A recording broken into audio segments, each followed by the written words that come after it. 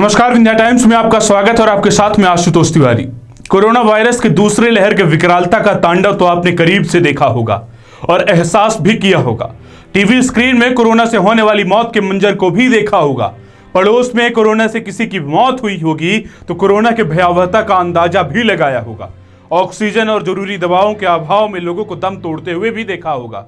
यहां तक कि अस्पतालों में बेड न मिलने व उपचार के लिए मरीजों को भर्ती न किए जाने के कारण भी मरीजों को जान गंवाते देखा होगा। पिछले 2 महीने में शमशान और कब्रिस्तान में अंतिम संस्कार के लिए लगने वाली लंबी कतार को भी देखा होगा। लेकिन अब धीरे धीरे सब सामान्य होने की कगार पर हम आगे बढ़ रहे हैं। हालांकि मौत का मंजर अभी भी दिखेगा। ये कैसे भूला जा सकता है कि इस देश में लाखों लोगों ने कोरोना से असमय अपनी जान गंवा दी है। लेकिन ये वक्त भी बीत जाएगा, एक बेहतर कल आएगा। मध्य प्रदेश की स्थिति भी किसी से छिपी नहीं है।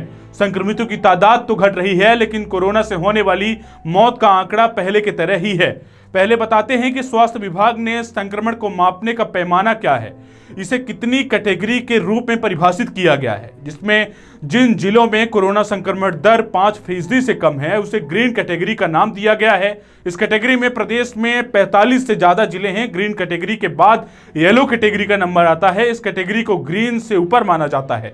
मतलब इस कैटेगरी के जिले में कोरोना संक्रमण की स्थिति खतरनाक तो नहीं, लेकिन संवेदनशील है, जिसे इग्नोर नहीं किया जा सकता।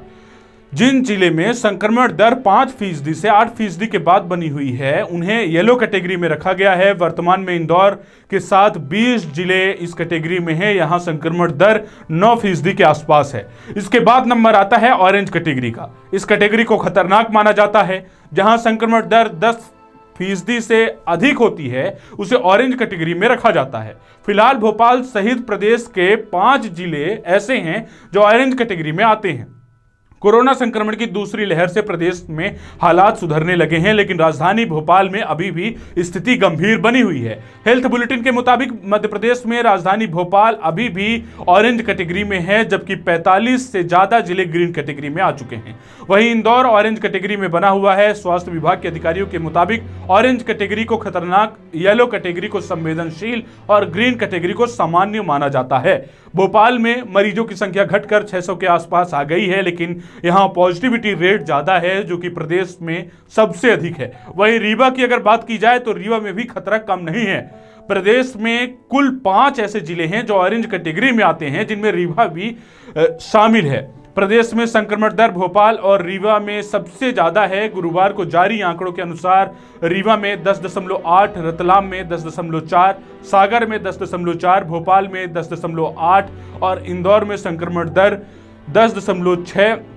ये सभी जिले ऑरेंज कैटेगरी में रखे गए हैं। हालांकि राहत की बात यह है कि मध्य प्रदेश में 26 जिले ग्रीन कैटेगरी में हैं। गुरुवार को मध्य प्रदेश का संक्रमण दर 6.4% पर आ गई है। वहीं अलीराजपुर में 0.8, खंडवा में 0.6, झाबुआ में, बुरहानपुर में 0.7 पॉजिटिविटी रेट बढ़ा है। अशोकनगर में 1.7, नीमच में 2.4, बड़वानी में 1.0, भिंड में 1.8, 4.1, टीकमगढ़ में 3.1, हरदा में 2.1, छिंदवाड़ा में 1.7, नरसिंहपुर में 2.0, शिवपुर में 3.7, दतिया में 4.0, डिंडोरी में 3.8, गुना और शाजापुर में 4.8, देवास में 3.7, रायसेन में 5.0, बालाघाट में 4.7, ग्वालियर में 4.5 संक्रमण दर गुरुवार को इतने फीसदी पर आ गई है।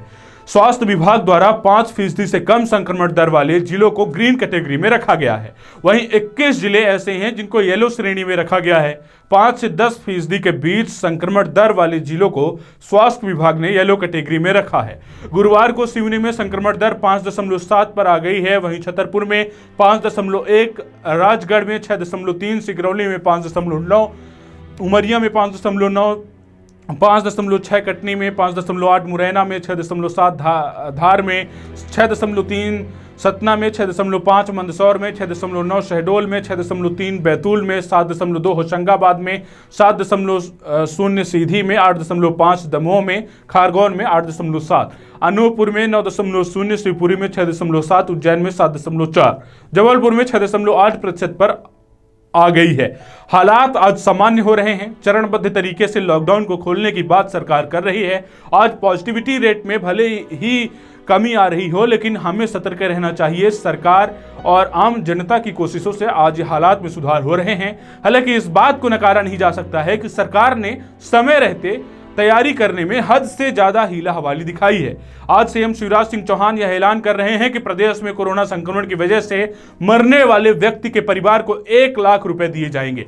सरकार का आने वाले महीनों में जनजीवन सामान्य करने की दिशा में यह बेहतर प्रयास साबित हो सकता है, लेकिन सवाल तो यही है कि क्या समय रहते हमने कोई तैयारी की। आज सरकार मरने वाले व्यक्तियों के परिवार को 1 लाख देगी, यह बेहद सराहनीय कदम है। लेकिन अगर सरकार समय रहते सचेत हो जाती तो इन्हीं पैसों की मदद से सरकार मरीजों की जान गंवाने से पहले स्वास्थ्य व्यवस्थाओं को दुरुस्त कर सकती थी, जिससे मरीजों की जान को बचाई जा सकती थी। समय पर आने वाली इस विपदा का अंदाजा लगाकर इस बड़े संकट को काबू करने में सरकार काम कर सकती थी। जनजीवन सामान्य करने के लिए सरकार अब चाहे जितने भी प्रयास कर ले, लेकिन यह सवाल बार बार पूछे जाएंगे कि जिस समय जनजीवन सामान्य किए जाने की दिशा में काम किया जाना था, जरूरत थी, उस समय बंगाल और मध्य प्रदेश के दमोह में उपचुनाव में राजनेता रैलियों में हुंकार भर रहे थे। यहां तक कि सीएम शिवराज सिंह बंगाल में स्टार प्रचारक के तौर पर भी देखे जा रहे थे। उन दिनों अगर स्वास्थ्य व्यवस्था को सुदृढ़ बनाने की दिशा में काम किया जाता, तो समय पर पाबंदियां लगाई जाती, तो शायद इतने लोगों की जान नहीं जाती। लेकिन आज के जो हालात हैं, उससे किसी भी आपदा में मृतकों के शव को मुआवजा में तौल देना बेहद आम हो गया है। फिर शिवराज सरकार ने भी वही पुरानी प्रक्रिया अपनाया है और कोरोना से पीड़ित मरीजों की मौत के बाद उनके परिवार को 1 लाख अनुग्रह राशि देकर मदद करने का ऐलान किया है।